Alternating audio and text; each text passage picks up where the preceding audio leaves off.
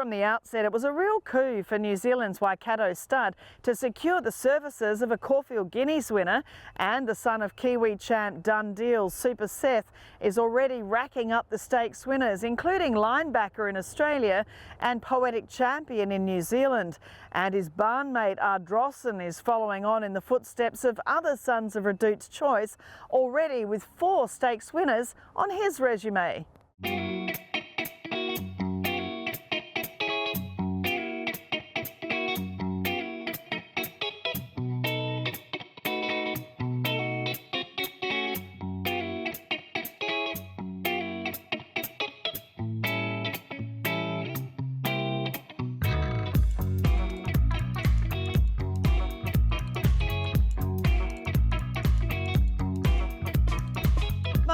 It's been another sensational 12 months here at Waikato Stud, on the track in the deeds of your stallions, your brood mares, and now of course your stallions as sire of sires and champion broodmare sires. What's been the most exciting thing for you in the past 12 months? Oh, that's a really good question, Carolyn. Probably the 3 Group 1 winners. It's the 3 Group 1 winners and the 15 stakes winners that we produced. You know, it was a phenomenal year. The highlight really has been racing a horse like I Wish I Win. You know, we always dream of, all of us all dream of racing a horse like that in that top echelon, and he certainly has been, and obviously it's a huge thrill. And I mean, you know, incredible looking at the way he's come back as well, heading to this year's Everest, but he means so much to you, doesn't he? He's such a Waikato product.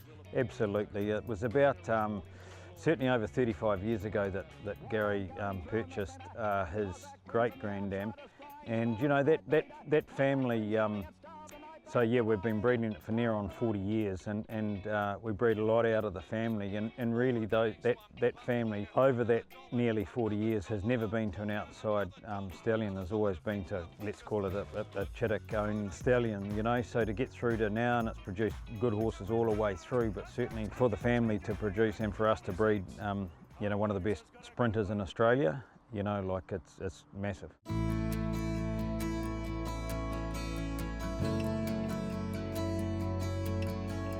And, well, Savabeel, I mean, the versatility of this stallion, it's outstanding. We have a story coming up in the weeks to come on Savabeel as an incredible champion stallion, but he's back doing what he does best, isn't he?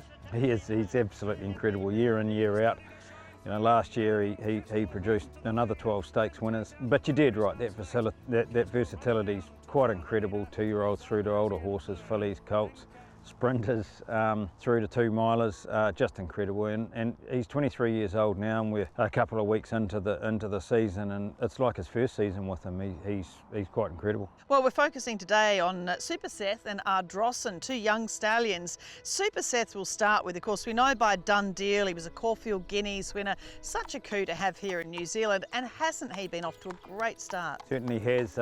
Just the type of horse that we really like here to stand at Waikato Stud and to put our mares over, you know, that massive turn of foot, and he showed that in the Caulfield Guineas, beating Alligator Blood, who was unbeaten at that time. It was a coup to get him, but obviously you pay to get those type of horses. Our market over here is probably not, let's say, quite as lucrative as it is in Australia, so we've worked away with him, but certainly the way that he's kicked off, you know, to have those 5 2-year-old winners in Australia for a New Zealand-based sire, that's the first time for 12 or 15 years, and you know, the Group 1 placed horse on probably not a favourable track.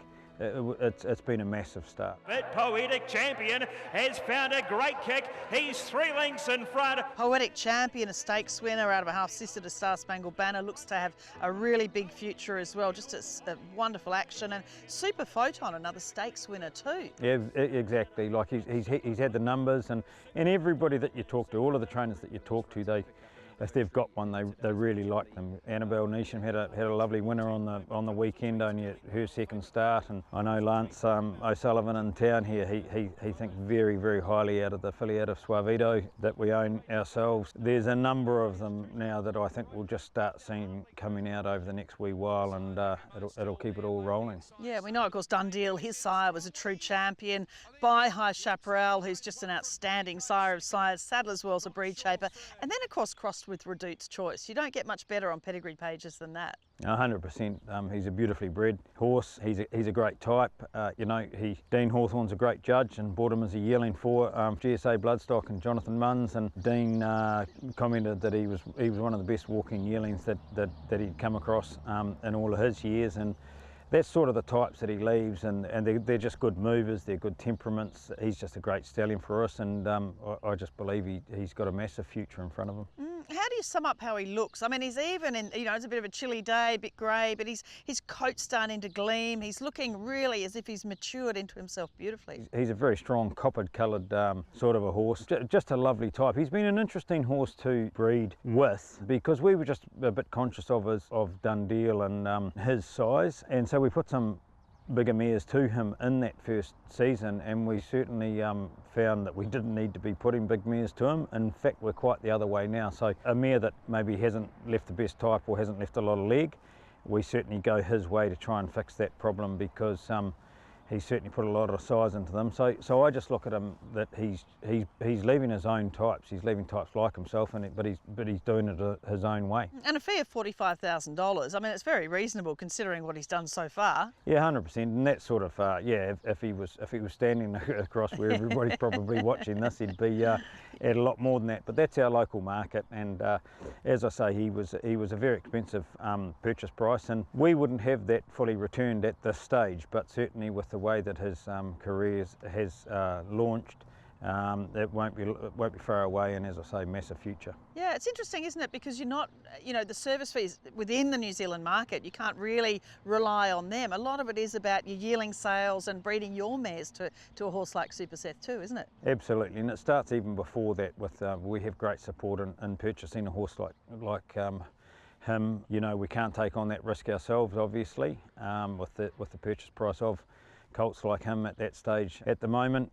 So we have great support of farms and breeders around here, the Pencarrow studs, the Elston Park, and a few others, you know, so that helped us secure the horse. He's sort of, let's say, been through his tougher years, but last year his book increased immensely, and this year he's going to see a very big book. Ardrossan, now coming after it ever loyal, but Ardrossan's won it. Well, Ardrossan too, I just loved this horse when he raced. I remember him winning that Concord Stakes on Karaka Millions night, and he was such an interesting racehorse. It had some time out, but you'd worked out how to get him right, obviously with his health, but he's just a magnificent looking horse, isn't he? And the older he's got, the better looking he's become. Absolutely, like he's been a real revelation for us. With the limited opportunities that we did see on the track, he was unbeaten as a 2-year-old. He won over 800 metres very, very impressively in his first start, so we knew that he could gallop, you know, and then he had his health issues as a 3-year-old. Came back as a 4-year-old, won the Concord, ran third in a close finish with Melody Bell in the Bostonian in a weight for age Group 1 race, and then went to Australia to compete over there, and unfortunately, you know, we came up with heat in the tendon, and he went to start at that stage, and it was a little bit later on in the season, and for a few reasons he served a very, very small book. So out of that first crop, out of that first year, he got 40 live foals, and you know, 4 of those are stakes winners. So we're travelling at 10% of stakes winners to live foals, which is just massive. And we always had a great belief in this horse because of his looks, because of his pedigree. The mare's done a fantastic job. I think she's left 3 other stakes winners or whatever it is. He showed us that he could really gallop, so we had faith in him. He's repaid us back.